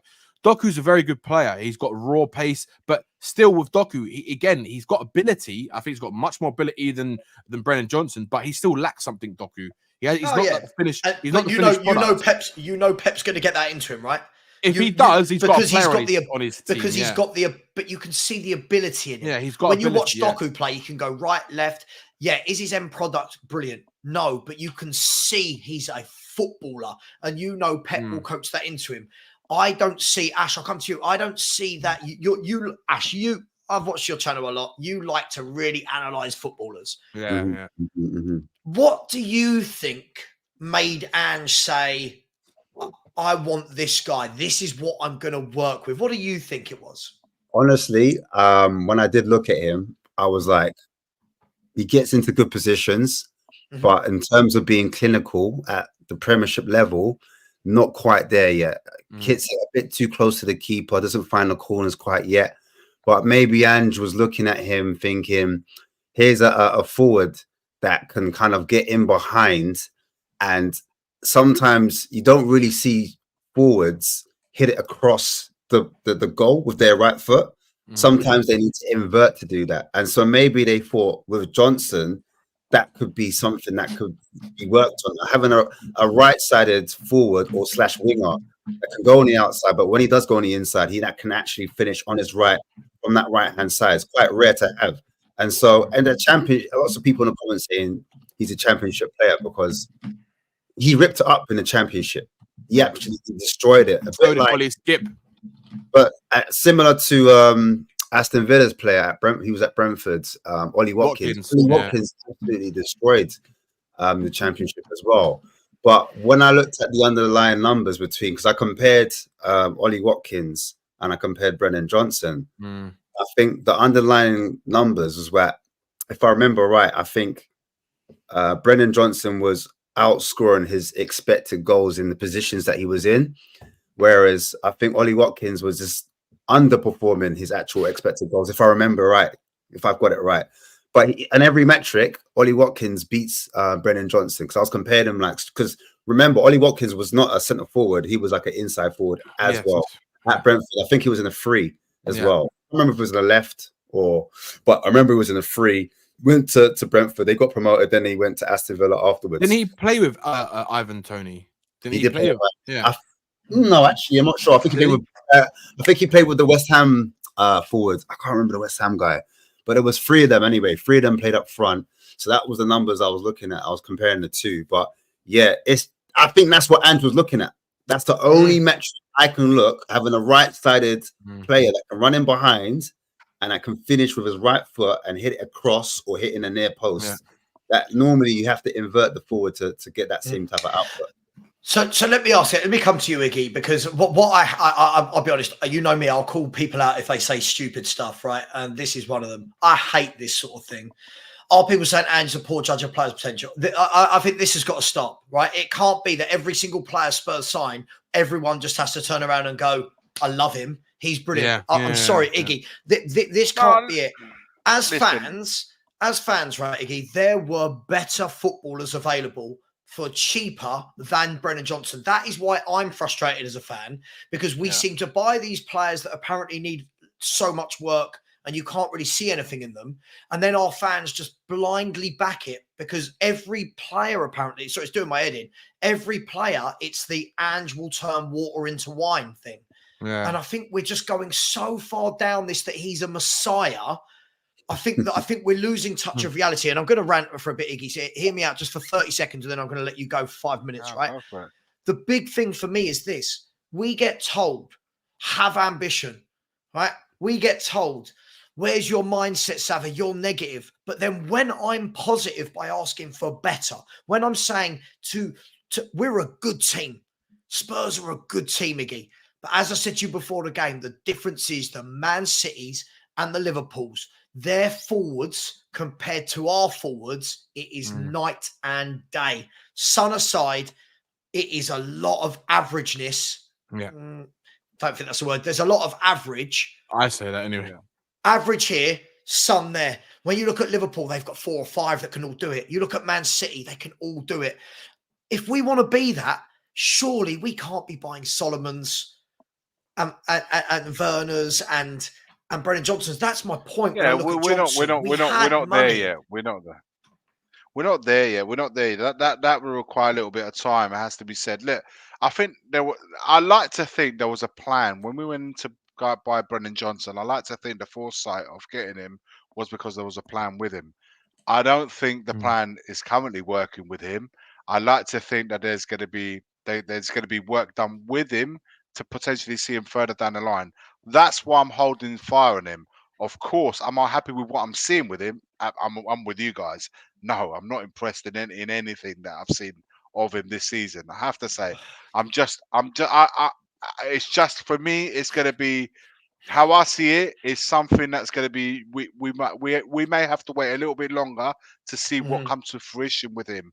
But some people, I have to say, some fans, some players rather, hit the ground running. Michael Owen, Wayne Rooney, they're special, which is why when they come to the big scene, they're there, they're present. But it's not going to be, guys. It's not going to be the case for every single player that they're going to hit the ground running. There's going to be a plan for every single player, but there will be some that succeed and there'll be some that fail. That's just a matter of life, man. That's just how it is. You may have all the best plans in the world, but it doesn't mean it's going to come to fruition, even if you are patient and work with them for another 6 months. I know what you're saying. With a £50 million that could have been bought, and we could have bought Cole Palmer in for that money. We might have been able to pick 1 or 2 players from Crystal Palace for that very money. Yeah. That's what I'm saying. For us to invest $50 million on Brennan Johnson, there would have had to have been a plan, because it's not just a case of just give him $50 million and bring him over. To do what with it? If this is the answer, this can't be the answer. I like to think that this right here, what we're seeing with Brennan Johnson, cannot be the answer of what we spent £50 million on, which is why I'm saying I think we might have to wait a little bit while longer with him. It may still not work out, but right now, I think all the critics are justifiable. I'm not here going to sit here and say, defend what I'm seeing. Of course, I'm seeing what you guys are seeing, which is not a great deal. I don't know what more I can say. Iggy, when people are saying to people like me and Danny that, oh, you're like, I see all the same comments about every player, right? By the way, Danny, me and you have had this chat a million times. Yeah. All of these things I'm hearing now, I heard for Skip, I heard for Winks, I heard for Sissoko, I heard for Tanganga, I've heard for Dyer, I've heard for Davis, I heard for Lamella, I heard for Bergwijn, I heard for Lucas. We keep doing this. Well, there's a history of players, man. There's a history of players there. Of course it is, Iggy. But the difference is, let's be brutally honest. The difference is, and if we want to get to those levels, Liverpool's and Man City's, they are the two. I always use them as the benchmark. Yeah. They don't buy Brennan Johnsons. I'm sorry, whichever way we look at it, they don't go and spend for 50 million. They went and bought a Luis Diaz. They bought Jota for 43. They've got Jota. They got Cody Gakpo. Right, Man City are buying Julian Alvarez's for £15 million. They're buying Jeremy Doku's. they're bringing through Phil Fodens, but yet our fans that will be the same fans that tell me that Ange wants to win a league title and telling me that we should be winning a league this year, we want to champion Brennan Johnson's. And I just don't understand. If look, let me ask you this. I'll come to you, Ash. If Brennan Johnson played for Arsenal, if Arsenal had just signed Brennan Johnson for 50 million, what would the Spurs fan base be saying about him? You know what? To be fair, they might have a different opinion, because when you look at your opposing club, you're always going to laugh and look at the weaknesses. It's a bit like the Werner deal. So I think where we've got a problem, we didn't have a problem with Kulu, because Kulu started off well. So I think originally, I don't know who said it, but I think they didn't want Johnson to be necessarily the mainstay. I thought they were going to rotate, as in like Ange likes his wingers, and then when you're playing the game and it's tight, then he likes a different type of profile to come on. I think it was that type of a player. I think we've mentioned it already that it was homegrown quota. So maybe in Europe, we start to use some of these younger players, like and Johnson was going to be one of those.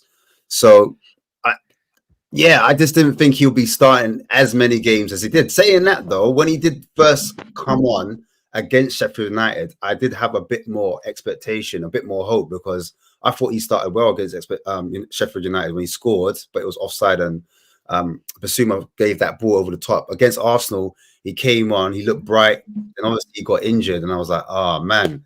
And again, Danny mentioned the Chelsea game as well. There's moments. I hope he's not a moment's guy. That's what I feel he is. I think he is. Yeah, that's what gave me a glimmer of hope. Like the times I was seeing him, I was like, oh geez, this guy is quick, he's explosive, he's quick. But then he hasn't shown that consistently, and a bit like frustration with myself. I need to see players that are consistent. You know, some people say that with Kulu on the right wing, we need to see a consistent Kulu on that right hand side, because let's face it, when Maddison's back and Bentancur's fit alongside Sarah or Basuma, I think Kulu's going to have to go back on that right hand side. Do you know what I mean? He will do. Yeah. The thing is, we are under so much pressure to make all our signings a successful signing, because we've had so many flops. We've got a record of flops. That's exactly it. And now we're under immense pressure. And guys, and we have to say, we ain't going to get them all right, man. Richarlison, I know it's come from a lot of criticism from last season. I said one thing about Richarlison. I said, look, since post-operation, I see him moving with a bit more fluidity. That doesn't mean Richarlison's going to be Harry Kane now that he's had that operation. I'm not saying that. I just said that I'm seeing him move with a little bit more fluidity. It's like his mind's a little bit more clearer. And of course, playing with a bit more consistency would help any player. And I don't think he will always be an amazing. I don't think he's going to be that guy where he's going to get us 30 goals a season. No, but he has got 6 and 6, right? We have to credit where the credit is due. He just went and saw, didn't he? He went to see his psychologist. So what I'm saying is that there are things that one can do to improve themselves. Are they going to be the goal machine that Harry Kane was for us? No, he's never going to be that guy. No, of course not. I just want to say as well, by the way, so some people, when I made my point about Liverpool, and people said, oh, but they signed Darwin Núñez, just in the background, because it's quite easy to do with the Darwin's internet. a good player, man. I don't know why he gets so much hate. I like Darwin.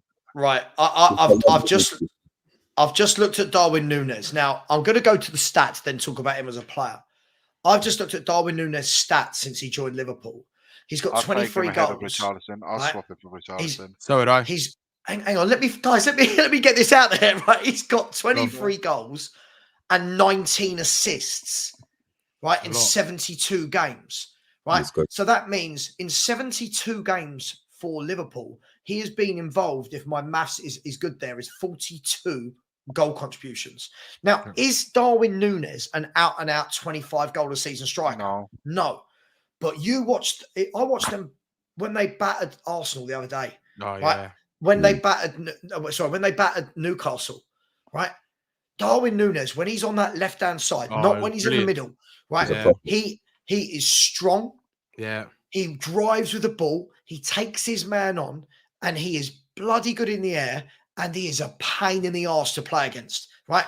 The problem is everyone just looks at goals and assists only, and they go, oh, he cost 80 million, blah, blah, blah. He's not scored loads of goals.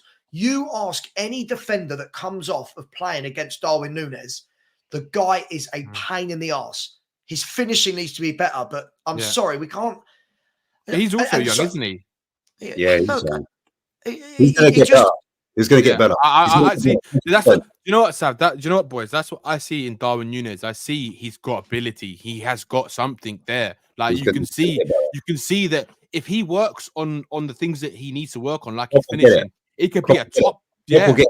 Don't worry. Don't you Yeah, worry. and I honestly believe that people saying slating Darwin Núñez now, the amount of goal contributions that he's given to Liverpool in the actual game time that he's actually had, it's pretty good. Very Like, good. He It's hasn't very been their good. main star like up front.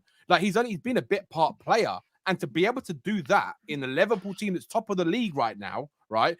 And they're doing well in the European competition, right? That's not an easy thing to. He reminds me of like what Firmino used to do for them. Like he's not going to score like 25, 30 goals a season, but he's going to help them any way he can. Like he's going to get the will. Yeah, exactly. He's going to work hard. He's going to get the assist. He might get the important goal here and there.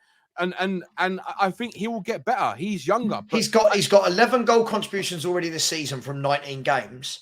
Yeah, and he's only started 12 of them. What about cup games? What that cup games? I can look in the cup games as well. But look. My point is, right? If we're going to talk about this, at least with Darwin Núñez, for example, everyone saw this guy destroy Europe. He was coming here off the back of scoring 26 in 28 for Benfica. Now I know that he's a different type of player to Brennan Johnson, but we can't just say him versus him. At the end of the day, right? As I said, Liverpool, this isn't just Brennan Johnson, by the way. When I'm talking about what Spurs need to match these clubs, I look at all of Liverpool's 5 forwards, right? They've got Mo Salah out. Everyone said they'd struggle. They just went and beat Arsenal 2-0 because Darwin Núñez set up Gakpo and then Darwin Núñez set up Luis Diaz, who set up Jota, right? Look at the forwards they've got. Right, they've got Jota, Gakpo, Diaz, Salah, and Núñez. Right, We've got Son, and everyone else. I'm sorry, as much as we say, okay, Kunu's a decent player, Werner, Johnson, Solomon. This is what I'm saying. Right, I've got some guy in my chat called Cam, who's one of those new breed of fans that doesn't support Tottenham but supports Postecoglou, which I've never understood these fans. I find them baffling. Right, saying Ange is a winner. He likes positive, not your loser mentality. My loser mentality is you want to be the best. You've got to go and compete with the best, with top footballers. You can't be buying. I'm sorry, guys. I'll stand by it. Yeah. You cannot be buying Brennan Johnson's, by the way, who's 23 in 2 weeks or 3 weeks. This isn't a kid. When do we stop saying, oh, but they're young? They're young. He's been a professional footballer, played for Wales for 4 or 5 years, right? Sorry, I don't get it, guys. I don't get it. Do we want to sit here and talk about being a top club that challenge, or do we want to sit here about bringing in players that we have to think, oh, are they going to be okay? It's embarrassing. It always comes back to your expectation as a fan. I always say this. So if your expectation, if you're thinking that, Man City, Liverpool, we could catch them or get close to them, we need to buy a certain level of player to match that, then of course you're not going to be, you're not going to be happy. But if you're a bit more patient and you're like, okay, project wise, maybe a couple seasons from now, we can start buying a level up, then maybe your expectation as fan is slightly different. So, but I'm with it. So we shouldn't have been buying better than Brennan Johnson in the window. West Ham bought Kudus. Yeah. Sorry. And for how much? 30-odd million? If West Ham are buying better players than we're buying, sorry, as a Tottenham fan, like people are going, oh, hasn't the rebuild just started? You can't start a rebuild, though, by buying average players. Yeah. I tell you one thing, he's the one of the players that I wanted us to bring in for the price that they brought him in for, and we're very lucky that Arsenal didn't get him, because I tell you what, he is. Like I watched Ajax, right? I haven't watched him much this season, but before, when I was watching Kudus, and like the same for Anthony, I always said Anthony's not ready for Premier League football. He just wasn't ready, right? He needed another 2 years, maybe a year or two in the Netherlands, or go to a next step up, not the huge step to Man United. He just wasn't ready for this type of pressure. But Kudus, he was just unbelievable for Ajax the season before he left. Quality player. And in the Champions League as well, you could see how much ability he had. And when he signed for Ajax, right? He was played as like a winger. He kind of played across the versatility across that front three. He played like a cam. He played like a right wing, left wing. But you could see even when he first started, he was so raw, right? But the way as soon as Anthony left, he became the star man, and then he just went from here to like there, and he went up levels, and he was like unbelievable for Ajax. The thing is, I think what probably stopped us from buying him, and the same with Arteta, is like, I think from what I'm hearing is that they look at the personality traits, they look at the character, will he fit in well? I don't know if they looked at Kudus and like, we're not sure if he's the right kind of personality or character that wants to. Maybe, but I take. Do you know what, Ash? I wanted him. I'm one of them that wanted him. I wanted him. I wanted Diaby. I wanted all of them. Diaby, yeah. Do you know? I know. Ash, me and you were twerking for Diaby, man. We were kept saying about how we wanted Diaby, and they paid less money for him than Brendan Johnson. But do you know what? Do you know what it is to me? The only logical thing I can think of, the two things I think of, why Tottenham brought in Johnson is because he fits the British English quota, right? He's eligible for English quota, and the second thing is he's got characteristics that Ange likes, maybe. And that's the only two things I can see why they brought him in. Because if you're bringing him in on ability, then you have to judge Ange, in my opinion, and the club for thinking that he's someone who's got the ability to play for Spurs. Maybe Ange has seen the characteristics in him that he thinks that this guy, if he's coached properly, he could do something effective for Spurs. Maybe not to the level we all want. Can I ask you though? He wants. Can I ask though?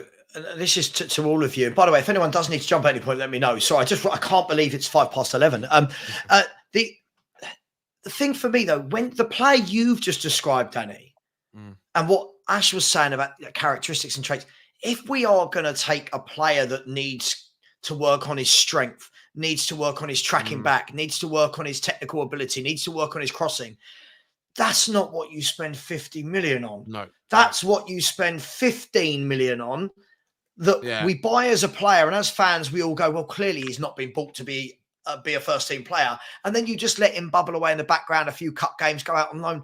But this was our biggest signing for a very, very long time in terms of transfer fee. And then as a fan, we're wrong for demanding better. I at least want some technical ability to go with.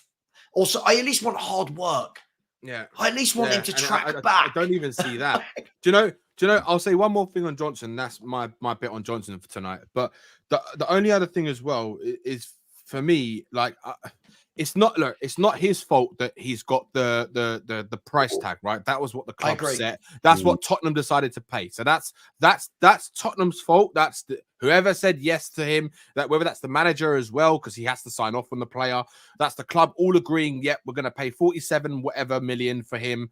Right. That's their fault, right? It's not his fault. But unfortunately, it does put the pressure on him because he is a very big money signing, right? So it will put more pressure on him, and it's unfair, but it is what it is. That's the way football goes, right? Sometimes, but I just feel that with him, I don't mind Spurs paying that much money for him as long as it's not detrimental to who else we can bring in, right? If it means Tottenham will go and pay for another £50 million player in the summer for a winger who is better than him, if you tell me Tottenham are going to go and buy Elise in the summer for £60 million and we've got Elise, Johnson and Kulu as our options, I'll be like, well done. I'll be like, that is good. Agreed. That is squad depth. That is someone you can rotate, and I'll be happy with that because I know I've got two pretty decent wingers as well as Johnson in the squad who you can rotate, and you've got a lot more rotation. But if that hinders Tottenham's future business, then I'm going to be really pissed off about it. Because it's like, oh, sorry, we haven't got any money, we can't do it now. Then I'll be pointing questions at the whole club, management, everyone who's put that decision to bring in someone like Johnson. If we're not going to improve more and get better quality. Let me quickly move on to Iggy. I want to bring you in. I'm conscious. I want to get you talking more because you've got the best voice and the sexiest face.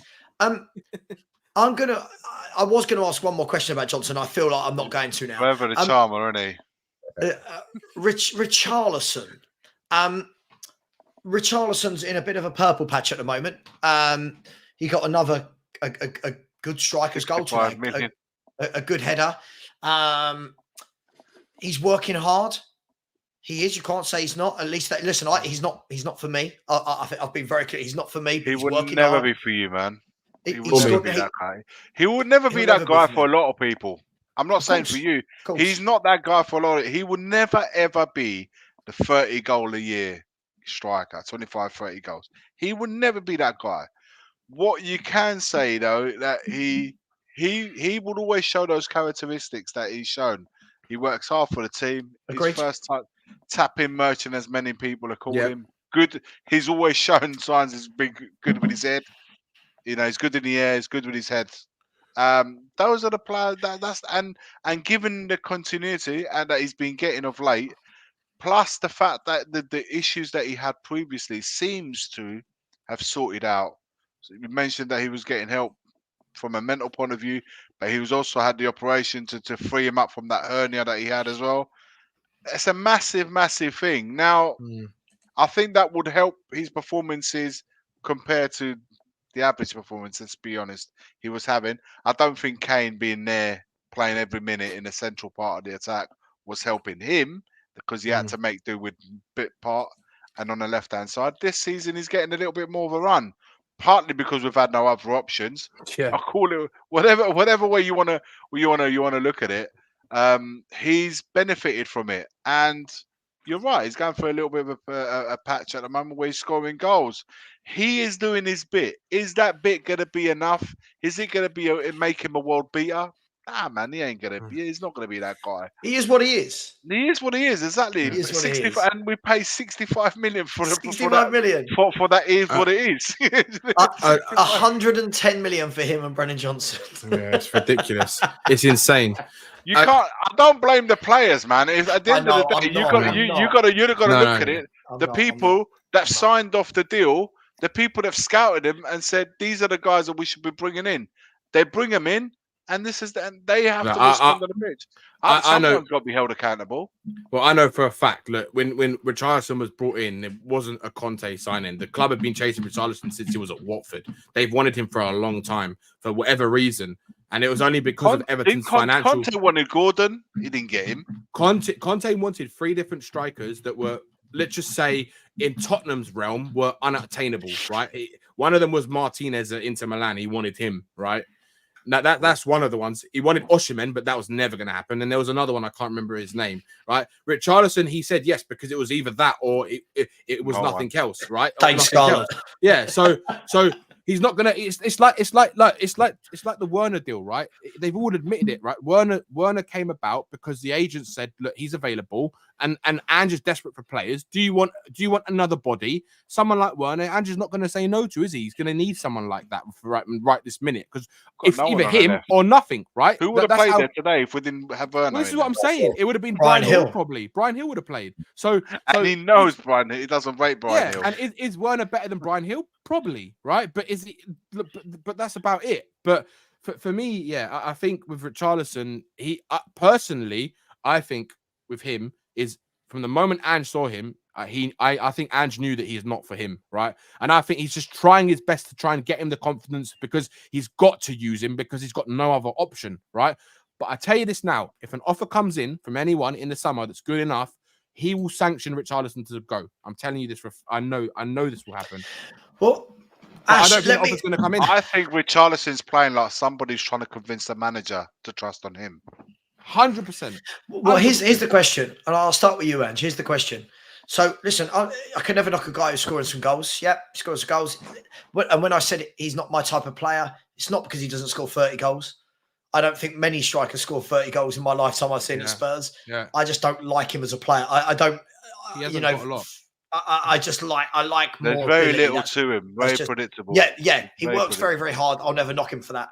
Ash, my question is, tomorrow morning you wake up, you're the manager of Tottenham Hotspur, and all your players are fit, and you're playing once a week. Yeah? Richie's scored 7 goals in the last 7 or whatever it is. Sonny's back. You've just brought Werner in on loan. You've got Kulu and Brennan Johnson both fit. James Maddison's going to play in the hole. Who's your front three? When they're all fit, What does he do? Does he drop Richie? Basically, what happens is, and I hate to be so diplomatic. I know you don't want that, but it does depend. Go for it. It does depend on the team that you're playing. So I don't think Richarlison does well on a high line. I feel like he has improved on holding on to the ball. He has improved on holding on the ball because before he was awful. First touch, couldn't get under at all, bouncing off him, everything. But now, from what I've seen, the last couple, three games, he's been able to kind of look after the ball a lot more better and bring other players in, other teammates in. But against a high line, I don't think he's that guy to kind of run in, to be on the shoulder. For me, Son's got to be that guy. Son's got to be that guy playing through the middle. And then Werner will be on the left, just for the work rate, defensive ability. Because I think defensively, actually, he wasn't too bad today. Yeah. I know we mentioned that. And then on the right, it'd have to be off form. Kulu gets in off form. I know he's really predictable, but I think in certain game scenarios and situations, when things aren't quite working, because I like one that inverts and one that goes on the outside, or one that goes on the outside and one that inverts. I like that kind of balance. That makes sense. So at times I might play a Johnson because Johnson's going to go on the outside, and then you've got Werner that goes in. Do you know what I'm trying to say? So it all depends on the game scenario, the players the team we're up against. So that is my answer for my front three. Will probably be, depending on who we're playing. If it's a high line, I'll be Son. But if it's a low line, if it's a low block, I'd start Richie. Do you know what I mean? So, okay, so just really, really quickly, just really, really quickly, because we have got 5 minutes left. Really quickly. If Richarlison, then, let's say if Richarlison is the game you want to start Richie, does that mean you push Son to the left? Yeah, I'll push Son to the left. Yeah. Okay, right. So then Werner drops out. Yeah, so the Werner would drop out. The only thing is with Richie, he can't create chances by himself, and that for me is a big problem. He works well in a system. He's a system player. In the AND system, it works because you're going to get high amount of chances. We do 20, 30 chances per game, so he's going to get all of those type of chances. But for me, I like a striker that out of nothing or in a tight angle, you're able to swivel your hips and get something on it, or under high pressure, you're able to fashion a shot. You know what I'm saying? That low, that put into the near post, put across the keeper. Either way, you can hit any corner. Richarlison hasn't got that clinical. He kind of scuffs shots. He doesn't have it with. He doesn't hit with vim, in my opinion. And I could say the same about Johnson as well. Johnson had a shot today. He was through. It wasn't through on goal, but he had a shot on target. But he didn't hit it with any conviction. He didn't say. He never does. He never does. I'm gonna use my side foot and I'm gonna pick that corner. Do you know what I'm saying? He just laced it. He's put his laces through it, and I'm like, bro, that's a bit lazy. Because sometimes you need to lace. There's players that are natural finishers, right? Like there are players that are natural finisher, like Jermaine Defoe when he was at this club. You could see the way Jermaine Defoe had been taught since a kid. You could see it that his natural game was to shift the ball. And his shots, he never looked. So I'm not just saying Jermaine Defoe, Kane, Defoe, Michael Owen, Robbie Fowler. These people don't look at where the goal is. They know where the goal is and they arc their ball. De Bruyne last night, look how he just placed that ball into the bottom corner. Sav? Richie hasn't got that. I'm going to go back to that word, finesse. He hasn't got that finesse. He hasn't. And do you know what? Like right now in this system, I tell you what, someone like Jermaine Defoe would thrive in this type of system. He would get 30 goals in this team. I guarantee that. Right? In our squad, man, Son's the best one that we got. Yeah, I think even then, I think the player that we are mentally describing is not even Son for that position. No. I agree. Do you know what? Son's probably still on that left-hand side guy, but one thing Son has above anything else is a good finish on the ball. Yeah, he knows how to connect. He knows how to connect. Composed finishers in the game. So for me, when everyone's back, for me it's very simple. Son has played through the middle with Maddison behind because in that first 10 games, you could see they got goals in them for fun. And of course, on the right hand side, if this is the Johnson that we're going to see, Kulusevski wins. But do you know what, Iggy, as well? And on left hand side, it's going to be Timo, isn't it? In the beginning of the season, what I liked about Son is he was doing a little bit of what Kane was doing before. He was dropping deep a bit and spraying the balls to the wings. Yeah. He was bringing people into the game, and I was like, well, I haven't seen that from Son before. And I think you're right. No, yeah, come on, stop it, Ryan. No, that's stupid. No, that's stupid. I'll tell you one thing, though. This is a man that just backed Brennan Johnson. When Jermaine Defoe was 17 years of age, he was breaking goal scoring records in the Championship. Stop. This is when fans get really silly. Listen, I think that's a great place for us to probably... Do you know what, Sav? Before I just want to say one thing. Like, listen to what Ian Wright said about Jermaine Defoe, because Jermaine Defoe learned a lot from Ian Wright, right? When he was at West Ham, right? Yeah. And Jermaine Defoe is probably the most comparable with Ian Wright in terms of the way they finished the ball, right? How they were finishers. And just listen, just go and type in Ian Wright on Jermaine Defoe on YouTube after this show, and you'll see what he says about him and how he was an unbelievable finisher. One thing about he helped his development right now, as well. He developed him as well. Massively. He was holding on to his shirt and saying, "Wait for the ball." He was going. Wait. Yeah. He coached Jermaine Defoe a lot right before he left West Ham, right when Jermaine Defoe was young.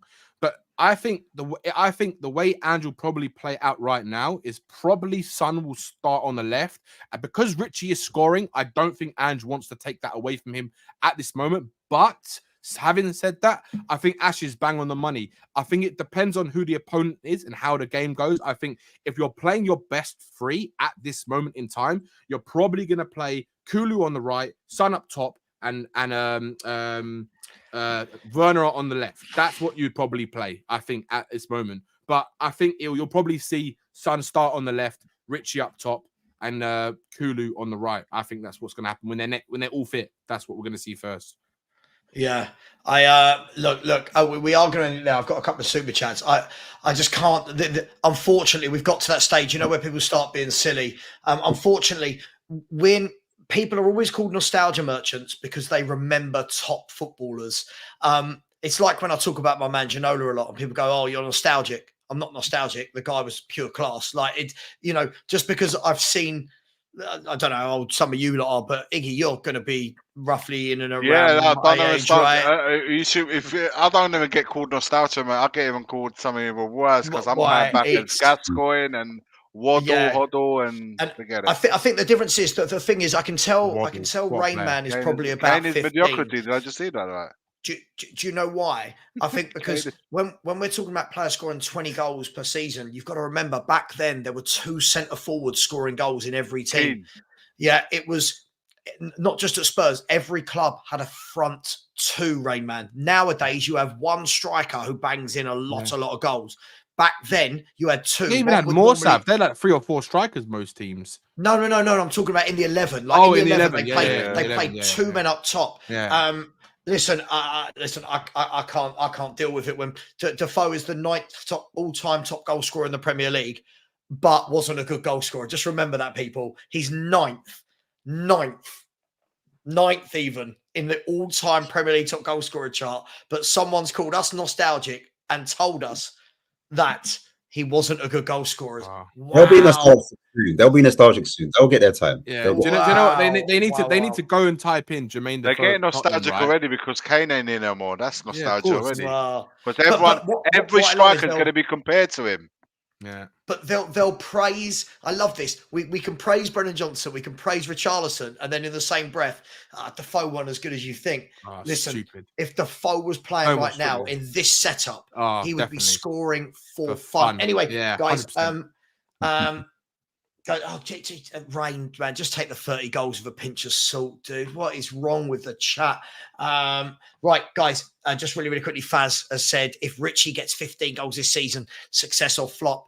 Success, I'll say. I think for if him, he scored for him, yeah, goals. That's his highest scoring goal season ever. ever in his career. Ever in his career. I don't think he'll get more than his best ever anyway. I think he'll get I reckon he'll match his best ever, which is 13, and we'll go, oh, that's a good return.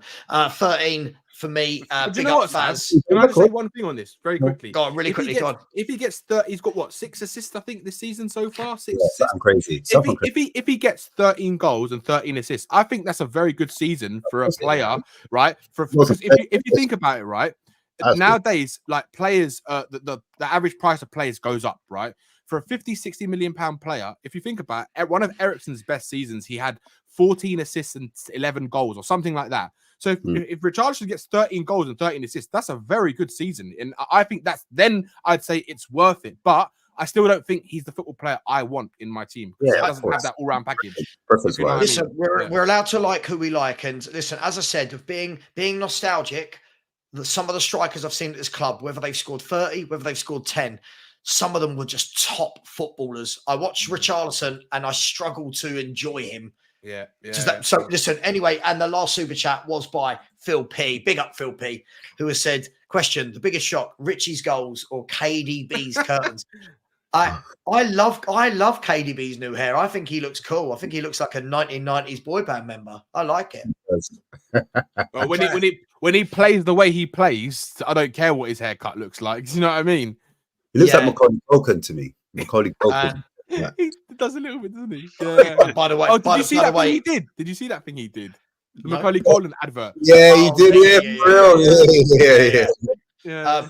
By the way, people, we are going to end the show there, but just to let you know that if anyone does want to watch Kevin De Bruyne, you can next see him at White Hart Lane, where he'll be playing for Manchester City against Tottenham Hotspur.